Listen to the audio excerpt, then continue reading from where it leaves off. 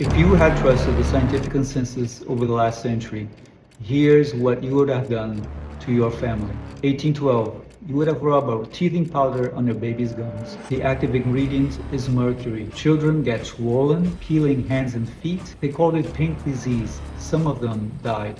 1890s, you would have given your child Bayer's new cough syrup, sold as the non-addictive alternative to morphine, named from the German word for heroic. It was heroin. 1910s, you'd start cooking with Crisco, the process that made liquid oil solid, invented industrial transaturated fat. The FDA finally ruled unsafe in 2015. 1925, your doctor would prescribe Radium dissolved in water. Eben Byers, the 1906 US amateur golf champion, drank around 1,400 bottles of it for vitality. His jaw was removed in pieces. He was buried in a lead-lined coffin.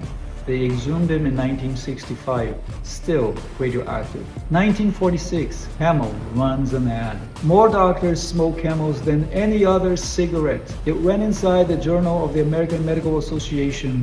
1949, the Nobel Prize in Medicine goes to the man who invented the lobotomy. He was nominated for it by the man who would go on to perform thousands of them. The prize has never been revoked. 1938 to 1971, millions of pregnant women are given a synthetic estrogen, DES, to hold the pregnancy. 20 years later, their daughters start appearing with a cancer that almost never occurs in young women. 1950s, thalidomide, sedative sold for morning sickness, advertised as remarkably safe. More than 10,000 children are born with shortened or missing limbs. 1961, America drops butter and picks up margarine on the advice of the most influential cardiology body in the world. Margarine was hydrogenated vegetable oil, the same transaturated fat as the Crisco. 1980s, fat comes out of everything and sugar goes back in, so the food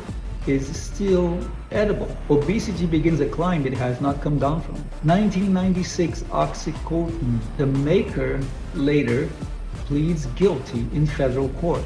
Opioid overdose deaths pass 500,000. 1999, Vioxx. Pulled in 2004.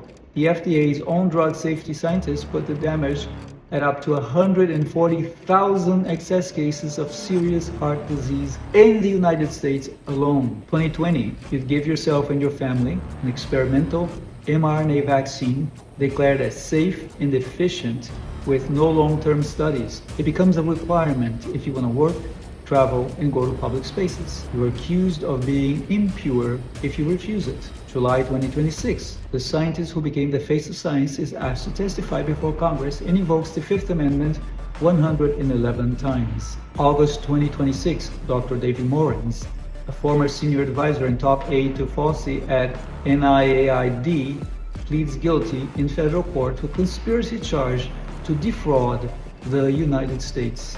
Science is downstream of who's allowed to speak. Here's the uncomfortable part. It's not about what the future will bring, but what kind of person you need to become to embrace the future. The value of knowledge is going down to zero, and that is very scary for the entire medical establishment and the whole industry based on them. Decentralization will be the norm. Here's the question I leave you with. Do you need overlords? And if so, why is that important to you? Every single thing on that list was defended by people exactly as confident as I sound right now. Some of what I tell you on this channel may end up on a list like this one, but will never force anybody to do anything regarding their personal health decisions. That has a name for it, and it's not science.